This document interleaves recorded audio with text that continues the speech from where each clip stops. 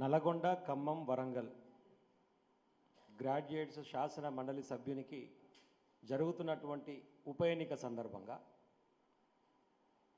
కేసీఆర్ గారి ఆశీర్వాదంతో ఏనుగుల రాకేష్ రెడ్డి గారు చదువుకున్నటువంటి వ్యక్తి, విద్యావంతుడు. బిట్స్ పిలానిలో ఇంజనీరింగ్ కంప్లీట్ చేసి తర్వాత అమెరికాలో, యూకేలో జాబ్ చేసి స్వదేశానికి, స్వరాష్ట్రానికి సేవ చేయాలనేటువంటి ఒక లక్ష్యంతో రాజకీయాల్లోకి వచ్చి గత 10 సంవత్సరాలుగా ప్రజల గొంతుకగా మెలుగుతూ ప్రయత్నం చేస్తూ ఈరోజు మన ముందుకు మన ఆశీర్వాదం కోరుతూ వచ్చినటువంటి వ్యక్తిని గెలిపించడం కోసం మనం చేయాల్సినటువంటి పనింది బీఆర్ఎస్ పార్టీ అభ్యర్థిని అని చెప్పి మొన్ననే మనం ఆల్రెడీ తిరుమలగిరిలో మీటింగ్ పెట్టుకొని చేసినాం. అభ్యర్థి వచ్చిపోయాడు.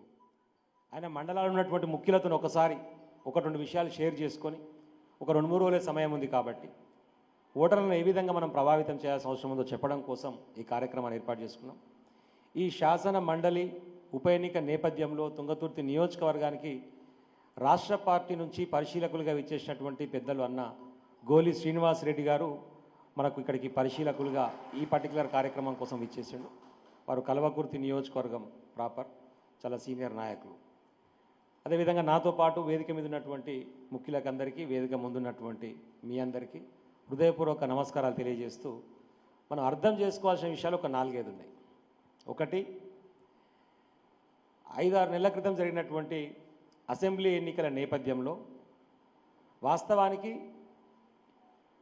ఏ ప్రభుత్వాలు కానీ, ఏ ప్రజాప్రతినిధులు కానీ, ఏ ముఖ్యమంత్రులు కానీ చేయనటువంటి సంక్షేమ కార్యక్రమాలు, అభివృద్ధి కార్యక్రమాలు, ప్రజలకు కావాల్సినటువంటి సమస్యల పరిష్కారాలు అన్నీ కూడా మన హయాంలోనే జరిగినాయి 10 సంవత్సరాల కాలంలో. దాంట్లో ఎవరికి ఎలాంటి అనుమానం అవసరం లేదు. మీరందరూ కూడా దాంట్లో భాగస్వాములు కాబట్టి ఇంత గట్టిగా చెప్పగలుగుతున్నాను.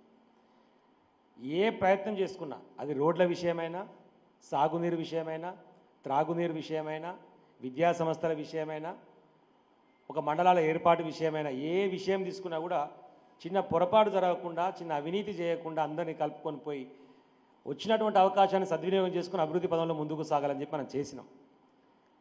ఒకటే ఎగ్జాంపుల్ మీకు తెలుసు.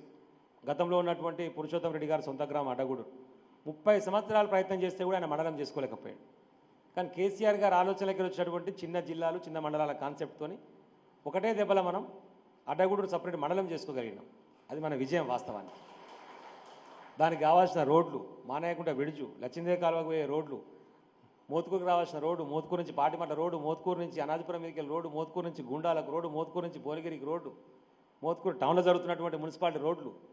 ఎవడన్నా ఊహించిన అసలు ఈ అభివృద్ధిని 10 ఏళ్లలో? ఒక చిన్న ఇబ్బంది పెట్టినా ఒకనని చెప్పి కానీ చూపిస్తారా? ఒక వ్యాపారస్తున్నో, ఒక కాంట్రాక్టర్నో, లేకపోతే ఇంకే ఏదైనా పని చేసుకుంటున్నో చిన్న ఇబ్బంది పెట్టిరు బీఆర్ఎస్ పార్టీ వాళ్ళు, ఈ ప్రభుత్వాలు అని చెప్పి ఒక్కని చూపిస్తారా? ఓ ఇల్లు కట్టుకుంటుంటే పర్మిషన్ ఆపి అని ఇబ్బంది పెట్టిన పరిస్థితి చూపిస్తారా? ఎలాంటి చిన్న పొరపాటు కూడా చేయకుండా మనం సచ్చీలంగానే ముందుకు సాగినా మనం చేసినటువంటి అభివృద్ధిని చెప్పుకోవడంలో కొద్దిగా విఫలమైనాం. మనం కేసీఆర్ గారు చేసినటువంటి సంక్షేమ కార్యక్రమాలు చెప్పుకోవడంలో విఫలమైనాం. మన మీద వచ్చినటువంటి అపవాదులను తిప్పికొట్టడంలో విఫలమైనాం. కేసీఆర్ గారు ఇస్తున్నారు అంటే ఇది take and to the granted లాగా ఒకటి మాట్లాడుకుంటూ కేసీఆర్ ఇంటికి వెళ్ళి ఇస్తున్నాను ఒకడు అంటాడు. ఈయన ఇచ్చిన తర్వాత ఇప్పుడు ఇది బంద్ చేస్తారా, రేపు ఇస్తారు కదా, ఇది కంటిన్యూ అవుతుంది కదా అని ఇంకోటి అంటాడు. 200 రూపాయల నుంచి 2000 దాకా తీసుకుపోయినాం కదా పెన్షన్ని. మరి ఇది కేసీఆర్ ఘనత కదా, కేసీఆర్ ఆలోచన కదా అని చెప్పి ప్రజలను మెదళ్లలో చొప్పించడంలో మనం విఫలమైనాం. అట్లా ఏ కార్యక్రమం తీసుకున్నా, రైతు బంధు అనేది ప్రపంచంలో ఎవరికి రాదు ఆలోచన. భారతదేశంలో అసలే దిక్కులేదు.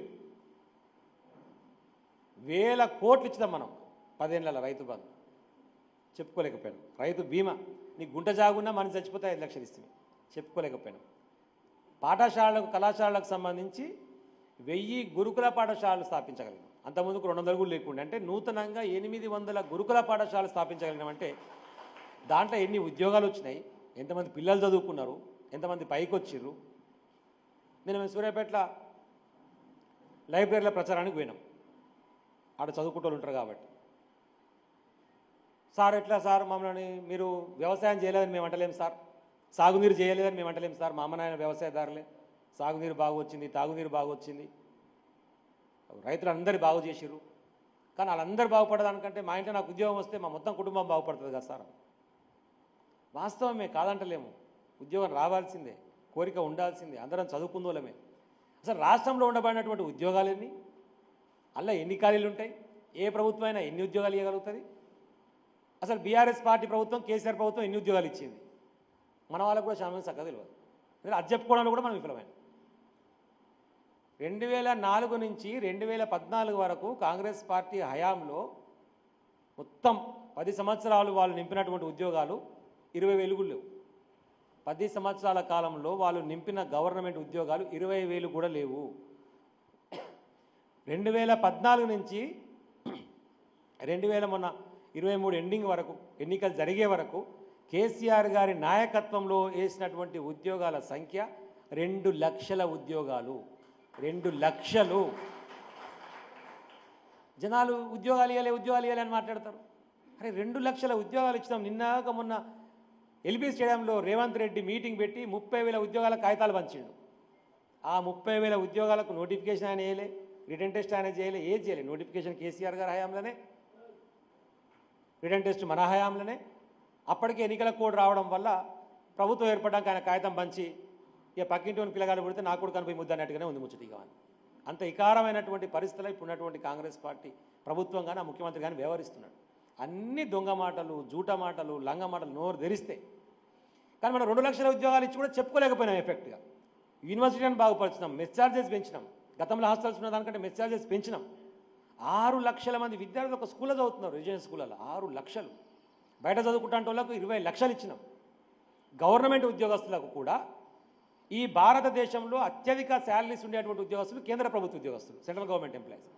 కేంద్ర ప్రభుత్వ ఉద్యోగస్తుల కంటే కూడా ఎక్కువ జీతం తీసుకుంటున్నటువంటి ఏకైక రాష్ట్ర ప్రభుత్వ ఉద్యోగులు తెలంగాణ రాష్ట్ర ప్రభుత్వ ఉద్యోగులు. అది కేసీఆర్ గారు చేసిరు కాబట్టి. సెంట్రల్ గవర్నమెంట్ ఉద్యోగస్తుల కంటే కూడా ఎక్కువ జీతాలు. కానీ మనం చెప్పలేకపోయినాం. ఫిట్మెంట్ పెంచుతారు కదా, వాళ్ళకి శాలరీస్ పెంచుతారు కదా, 70% పెంచినాం మనం. 70% ఎవరిని ఊహకు కూడా అందదు. అంటే 100 రూపాయల జీతం ఉన్న ఆయనకు డైరెక్ట్గా 170 రూపాయలు అయింది. ఇస్తాడు ఎవడన్నట్టు జీతాలు? 100 రూపాయలు ఉన్న ఆయనకు పంచితే 110 చేస్తారు, 115 చేస్తారు ఏ ప్రభుత్వాలైనా. కానీ మనం 170 రూపాయలు చేసినాం. అయినా ఉద్యోగస్తులకు అసంతృప్తి. 1వ తారీఖు రాలేదు మాకు, 2వ తారీఖు రాలేదు అని చెప్పి. అరే 170 రూపాయలు అయింది కదా మీకు, 70% పెరిగింది కదా, కేంద్ర ప్రభుత్వ ఉద్యోగస్తుల కంటే ఎక్కువ జీతాలు వస్తున్నాయి కదా, ఏమైంది మీకు అని చెప్పి వాళ్ళని ఒప్పించడంలో మనం విఫలమైనాం. వాళ్ళకి నచ్చ చెప్పడంలో విఫలమైనాం. నిరుద్యోగులు కూడా మాకు ఉద్యోగాలు రాలే, ఉద్యోగాలు 2 లక్షల ఉద్యోగాలు వేసినాము. ఎలక్ట్రిసిటీ డిపార్ట్మెంట్నే 23,000 మంది ఒకటే ఒక పెన్ స్ట్రోక్తో అందరికీ రెగ్యులరైజ్ చేసి పడేసినాం. అంగన్వాడీలకు చేసింది మీకు తెలుసు, ఆశాలకు చేసింది మీకు తెలుసు, హోంగార్డులకు చేసింది మీకు తెలుసు, టెంపరీ ఉద్యోగస్తులు, కాంట్రాక్ట్ ఉద్యోగం చేసి అందరినీ పర్మనెంట్ చేసింది మీకు తెలుసు, junior college lecturer, degree college lecturer అందరినీ పర్మనెంట్ చేసినాం. ఇన్ని చేసినా ఎందుకో మన మీద అభాండం వేసుడు. ఉత్తగానే ఇక కేసీఆర్ గారి మీద ఒక మాట, కేటీఆర్ గారి మీద ఒక మాట, కవిత గారి మీద ఒక మాట, జగదీష్ రెడ్డి గారి మీద ఒక మాట, గాదర్ కిషోర్ గారి మీద ఒక మాట. నేను మొత్తుకొని చెప్పిన వేదికల మీద, ఇసుక ఇసుక ఇసుక అంటుర్రా, 10 సంవత్సరాల కాలంలో 10 లక్షల రూపాయలు తీసుకున్నట్టుగా నాకు చూపిస్తే నేను రాజకీయాలకు వెళ్ళి తప్పుకొని వెళ్ళిపోతాను. నేను చెప్పినటువంటి మాటను ఎత్తుకొని అరే మా నాయకులు ఇట్లా అంటవారు అని చెప్పి కింద ఉన్న వాళ్ళు మన వాళ్ళు ఎత్తుకోలేకపోయారు. ఈడాడ తనలాడి తిప్పలవాడి మనకున్న తెలివితోనూ రియల్ ఎస్టేట్ బీల్ ఎస్టేట్ చేసి ఆడేదో తెచ్చో 10 రూపాయలు పంచుకుంటూ తిరుగుతుంటే ఈ మనోళ్ళు కూడా అనుకుంటారు ఎమ్మెల్యే గారు బాగా ఆడంగిడంగా వస్తున్నట్టు ఇస్తారు అనుకుంటారు తప్ప, వీడితో కష్టపడి నిజాయితీగా ఉండి తనలాడుతూ మన కోసం అనే దాన్ని ప్రజలకు చెప్పడంలో మనం విఫలమవుతాం. ఇప్పుడు జరుగుతున్నది కూడా దయచేసి అర్థం చేసుకోండి. పబ్లిక్ ఏమనుకున్నారు, కేసీఆర్ గారు పెద్ద కొడుకు. ఇప్పుడైనా చెప్తారుగా, ముసలిళ్ళ కాడికి పోతే ఏమంటారు, కేసీఆర్ మా పెద్ద కొడుకు నాయన అంటారు. కేసీఆర్ పెద్ద కొడుకు ఎందుకంటే మాకు 2,000 ఇచ్చిండు, మంచిగా గౌరవంగా బతుకుతున్నాం, ఆత్మగౌరవంతో బతుకుతున్నాం, భూమి ఉన్నా కూడా రైతు బీమాలు రైతు బంధువులు ఇస్తున్నాడు, మాకు జర గౌరవం దక్కిందంట. ఈయన వచ్చి పెద్ద కొడుకునే చూస్తారా, ఊరికే నేను చిన్న కొడుకు అనుకోరాదు, నన్ను ఒకసారి చూడుర్రి, నేను కూడా 4,000 ఇస్తా అన్నాడు రేవంత్ రెడ్డి. ఈ ప్రజల ఆశాజీవులం కదా మనమైన ఎవరైనా. నిజమే, కేసీఆర్ ఇచ్చే 24 గంటల కరెంట్ ఉంటుంది, రైతు బంధు ఉంటుంది, రైతు బీమా ఉంటుంది, కళ్యాణ లక్ష్మి ఉంటుంది, హరితార మంచిగా చెట్టు పెరుగుతున్నాయి, నీళ్ళు వస్తున్నాయి, తాగునీళ్ళు వస్తున్నాయి, ఆసరా పింఛన్లు వస్తున్నాయి. 4,000 ఇస్తా అంటుండు కదా, ఆయన 10,000 ఇస్తున్నా 15,000 ఇస్తా అంటుండు కదా అని జరంత ఆశ పుట్టింది. ఆశ పుట్టి సరే అయిన పెద్ద కొడుకుని చూసినా ఒక పారు చిన్న కొడుకుని చూద్దామని. ఇప్పుడు చిన్న కొడుకులు అంటారు కదా, ఊకే పెద్ద కొడుకు ఆడుకునే అమ్మ నా కాడికి రారాదు, నా కాడు ఉండవా అంటే సరే తల్లి కూడా నమ్మి పోయింది, చిన్న కొడుకు కాడ చూద్దామని చెప్పేసి మనోళ్ళు పొరపాటున ఇక 10 ఏళ్ళు కూడా మీరు పరిపాలించారు కదా చూస్తాం ఒకసారి ఆయన కూడా అని చెప్పి ఓటేసి. తీరా చూస్తే ఏమైంది, చిన్న కొడుకు కాలేదు, సౌత తల్లి కొడుకు కాలేదు, లాస్ట్కి వాడు దొంగ నా కొడుకు తెలియదు రేవంత్ రెడ్డి గారు. అబద్ధపు మాటలు. కానీ పబ్లిక్ ఇప్పుడు అర్థమైంది వాడు దొంగ నా కొడుకు అని. కానీ ఇప్పుడు పబ్లిక్ ఏం చేయగలుగుతారు, అయ్యో అని చెప్పి నాలుక కరుచుకుంటారు. అయ్యో ఇట్లా అయింది అనుకోలే మేము, వీడేదో 4,000 ఇస్తా అంటే 15,000 ఇస్తా అంటే ఇచ్చే ఇయ్యంగా ఇట్లా మంచిగా ఉన్నాయి, ఇంకా నేను ఎక్కువ ఇస్తాను కానీ ఆశపడ్డాం. పొరపాటు అయింది. మాట్లాడితే దేవుళ్ళ మీద ఓట్లు, 15 ఆగస్టుకి ఇస్తా, 2 లక్షలు తెచ్చుకో రుణమాఫీ చేస్తా, నిరుద్యోగులకు 4000 భృతి ఇస్తా, ఇస్తుండా నా రుణం? ఆడపిల్లలకు అందరికీ 2500 ఇస్తే ప్రతి నెల ఇస్తుండా? ఎంత ఇజ్జత్మాల చర్య అంటే, రాహుల్ గాంధీ అంటోడు వీడికి వచ్చి నిర్మల్లా మీటింగ్ పెట్టి ఆల్రెడీ మేము ఇస్తున్నాం 2500 ఆడి మనుషులకు అని చెప్తాడు. ఈయనే మీటింగ్ పెట్టి ప్రియాంక గాంధీ నేను ఉత్తరప్రదేశ్లో మాట్లాడుకుంటే ఆమె ఏం చెప్తుందంటే ఆల్రెడీ 2500 అక్కడ అందరికి మహిళలకు ఇస్తున్నాం, మమ్మల్ని గెలిపి ఇక్కడ మీకు కూడా ఇస్తామని చెప్తున్నాం. వస్తున్నాయా? అంటే వీడు నేర్చుకున్న అబద్ధాలు వీడు చేయడంతో పాటు నేను అబద్ధాలు ఆడే సక్సెస్ అయినా గెలిచినా మీరు కూడా అబద్ధాలు చెప్పని చెప్పి అలాగూ నేర్పిస్తుంది పై నాయకత్వం. నోరు ధరిస్తే అబద్ధమే, ఏ ఒక్క పని చేయడు. నేను మీరు రాసి పెట్టుకొని వాడు ఉద్యోగాలు 2 లక్షల ఉద్యోగాలు ఒక ఏడాదికి వేస్తాడు. సాధ్యమే కాదురా, ఎట్లా ఇస్తావు? ఎట్లా సాధ్యమవుతుంది? మభ్యపెట్టుడు తప్ప. మెగా డిఎస్సీ వేస్తాను, 8000 పోస్టులు గయ్యే మనం వేసింది, మరి 30,000 మందితో వేస్తాను, వేయాలి కదా మరి. ఏది ఇప్పుడు మీరు అడగాల్సింది నిరుద్యోగులం కవి. అప్పుడు ఏదో కేసీఆర్ మీకు ఏదో చేయలేదు అనే ఫీలింగ్లో మీరు ఉన్నారు కదా. 10 ఏళ్లలో 2 లక్షల ఉద్యోగాలు ఇస్తాం కదా, వీడి 5 నెలలు ఏమి ఇస్తాడు చూడరు మీరు. మీ నిరుద్యోగ భృతి ఏమైంది? జాబ్ కార్డు ఇస్తా అన్నాడు, ఒక కార్డు ఇస్తా 5 లక్షల రూపాయలు దాంట్లో ఉంటాయి, మీరు ఎప్పుడంటే అప్పుడు దాన్ని వాడుకోవచ్చు. జాబ్ కార్డు ఎక్కడిది? తీసేది ఎక్కడిది? మహిళల పైసలు ఎక్కడ పోయినాయి? నిరుద్యోగ భృతి ఎక్కడ పోయింది? ఏది కూడా చేయడు. ఇంకా దౌర్భాగ్యమైనటువంటి చర్యలు ఏంటంటే వీడే ఓటుకునోడు దొంగ రేవంత్ రెడ్డి అంటాడు. వీడు ఎంచుకునే అభ్యర్థులు అందరూ దొంగలే ఉంటారు, ఒక్కడు మంచిగా ఉంటాడు. వాడు ఎంపీ అభ్యర్థిని చూస్తే వాడు ఫోర్జరీ కేసు చేసుకునేటువంటి దొంగ. ఇక తీర్మానం చూస్తే బ్లాక్ మెయిలర్ దొంగ. మీకు తెలిసిన వచ్చాయి. మరి ఇటువంటి వాళ్ళని ఎందుకు దురాడుకుంటున్నా నాకు అర్థమవుతలేదు. ప్రజలు కూడా నన్ను నమ్మేసారు కాబట్టి ఓట్లు వీళ్ళని కూడా గెలిపిస్తారు అనుకుంటుండో ఏమనుకుంటుండో. కానీ ఈ దొంగల ముఠా నాయకునికి దొంగ అభ్యర్థి తప్ప ఇంకొకరు దొరుకుతలేదు. మన నాయకుడు రాకేష్ రెడ్డి చదువుకున్నోడు, ఉన్నత విద్యావంతుడు, పార్టీ కోసం ప్రజల కోసం పనిచేస్తాడు, వాయస్ ఉన్నది. 34 నియోజకవర్గాలు ఇప్పుడు జరుగుతున్నటువంటి అసెంబ్లీ నియోజకవర్గాలు, 3 ఉమ్మడి జిల్లాలు నల్గొండ, ఖమ్మం, వరంగల్, 32 స్వపక్షం దిక్కే ఉన్నది, ఒకటి మిత్రపక్షం, ఇద్దరే మన ఎమ్మెల్యేలు. రేపు ఈ 34 నియోజకవర్గాలకు సంబంధించినటువంటి మన ఓటర్లు దాదాపు 4,70,000 మంది ఓటర్లు కనుక తీర్పిస్తే ఈ 34 నియోజకవర్గాల్లో మన బీఆర్ఎస్ పార్టీ జెండా ఎగిరినట్టు. దానికోసం మీరు ప్రయత్నం చేయాలి. మనకు ధైర్యం వస్తుంది, మనకు ఒక భరోసా వస్తుంది. మనందరం కలిసికట్టుగా ఉండి కేసీఆర్ గారికి రాకేష్ రెడ్డిని గెలిపించి మద్దతు ప్రకటిస్తూ బహుమానం ఇస్తే కేసీఆర్ గారికి ఒక ధైర్యం వస్తుంది. రైట్, ప్రజలు నా పక్షా ఉన్నారు, ప్రజల పక్షాన్ని నేను కొట్లాడాలి, ప్రధాన ప్రతిపక్ష పాత్ర పోషించాలి. అది కేసీఆర్ గారితో మాత్రమే సాధ్యమవుతుంది. దయచేసి దాన్ని గుర్తుపెట్టుకోవాలి. పంట పొలాలు ఎండిపోతున్నాయని చెప్పి కేసీఆర్ గారు బయలుదేరితేనే నీకు తుంగతుర్లో నీళ్ళు పెట్టారు. ఏమైందా? మా రైతు బంధు ఎందుకు ఇస్తలేవు, మా రైతాంగాన్ని ఎందుకు ఇబ్బంది పెడుతున్నావు అని చెప్పేసి బయటికి వెళ్తే బస్ యాత్ర చేస్తూ తిరిగితే అప్పుడు రైతు బంధు పడుతుంది. అంటే కేసీఆర్ మాట్లాడితేనే, కేసీఆర్ చూస్తేనే కొడుకులో కూర్చోబడితే అట్లయితేనే మనకు కావాల్సిన పనులు అవుతాయి. మరి కేసీఆర్కి బలం ఎడికేలు వస్తుంది. జరిగిన పొరపాటు జరగంగా సవరించుకునేటువంటి అవకాశం దొరికినప్పుడు అది ప్రజలకు అర్థమవుతాడు చెప్పి వాళ్ళని మెప్పించి ఒప్పించి కేసీఆర్ గారికి అండగా నిలబడే విధంగా రాకేష్ రెడ్డిని కనుక రేపు మొదటి ప్రాధాన్యత పోతూ 3వ పేరు ఉంటుంది ఆయనది, ఆయన ఫోటో పక్కన 1 వేసి కనుక మనం గెలిపించగలిగితే కేసీఆర్ గారికి బలం చేకూరుతుంది. దానికోసం సిన్సియర్గా ఒక మోత్కూరునే 2 బూతులు ఉన్నాయి మనకు. శాలిగౌరవరాము, మోత్కూరు, తుంగతుర్తి, తిరుమలగిరిలో 2 బూతులు ఉన్నాయి. ఇక్కడ ఓట్లు ఎక్కువ ఉన్నాయి. మొత్తం కలిపి దాదాపు 1500 ఓట్ల 1400 చిల్లర ఓట్లు ఇక్కడ ఉన్నాయి. అక్కడ వ్యతిరేకత కూడా విపరీతమైన వ్యతిరేకత వచ్చింది అవతల పక్క వ్యక్తుల మీద, ఆ దొంగల మీద, లంగల మీద. మన అభ్యర్థి మీద కూడా మంచి పాజిటివ్ వాతావరణం వచ్చింది. ఇప్పుడు ఏం చేస్తే మనం ఆ ఓటర్ని జరగాల్సినటువంటి చర్యలు, అరే నీకు ఇస్తాన 4000 ఇవ్వలేదు, మనకు రావాల్సిన పెన్షన్ ఇస్తలేడు, మనకు రావాల్సిన రైతు బంధు ఇస్తలేడు. మనం బాగుపడాలంటే ప్రశ్నించే గొంతు రేపు శాసన మండలిలో ఉంటే లాభం జరుగుతుంది. ఆ ప్రశ్నించే గొంతుగా రాకేష్ రెడ్డి ఉంటాడు, బీఆర్ఎస్ పార్టీ ఉంటుంది. అది అవతల పక్క అభ్యర్థిని గెలిపిస్తే ప్రశ్నిస్తాడు. 5 నెలలకి ఏమైనా ప్రశ్నించిండా? ఏమైందా మరి 2500 సంబంధించినటువంటి పైసలు రాలేని ప్రశ్నించిండా? పొద్దుగా లేదు ఇష్టం వచ్చినట్టు మాట్లాడండి కదా, చిన్న పెద్ద తేడా లేకుండా ఒకరిని పట్టుకొని. మరి ఇవాళ ఎందుకు మాట్లాడతాడు?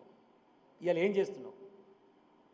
సొంత ఛానల్ పెట్టుకొని బ్లాక్ మెయిలింగ్ చేసుకుంటా ముందుకు పోయినారని కనుక రేపు నువ్వు శాసన మండలికి పోయే విధంగా గెలిపిస్తే ఇంకెలాంటి పనులు చేస్తున్నారు దయచేసి మీరే ఆలోచన చేయాలి. ఎలాంటి చిన్న చెడ్డ పేరు లేకుండా, చిన్న కేసు లేకుండా నిజాయితీగా పనిచేసినటువంటి నాయకుడు రేపు శాసన మండలి ఉంటే ప్రజల పక్షాన గొంతుకై మాట్లాడతాడు.